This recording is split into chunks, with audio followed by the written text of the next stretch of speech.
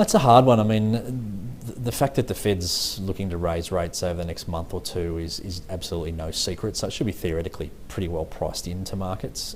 But in general, we're seeing increased volatility over things like the China rate cuts and other noise that's been coming out of China.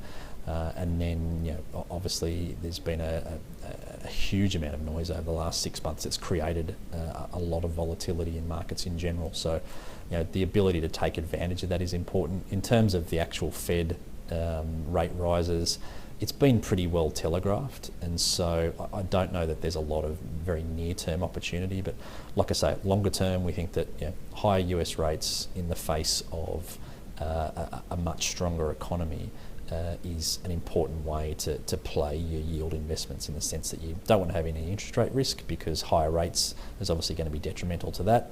But in the same breath, if it's happening in an environment of much stronger growth, then that should be pretty good for the credit component of yield securities. So combining those two, we think it sets the fund up pretty well.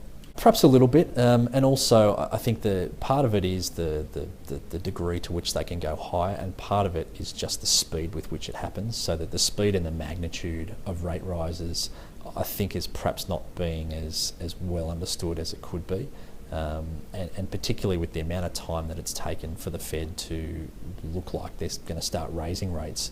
I think the risk, the increasing risk, is that they start to fall behind the curve, and if they fall behind the curve, then that's when they'll get forced to raise rates perhaps a little bit more aggressively than they otherwise would have. If that happens, then that's what will sort of perhaps knock asset prices around a little bit more and create a few more opportunities. But in general, we're of the belief that rates will definitely go higher, and markedly higher from where they are now. Beyond that, though, we think it'll probably happen within a reasonably stable environment. There'll be some toing and froing, but broadly we think it'll happen within an environment of positive growth developments, whereby corporates who have been borrowing at very, very cheap levels, as you said, will then be able to put that capital to work and be quite productive with its assets and with its human resources, and that'll have good knock-on effects to the US economy.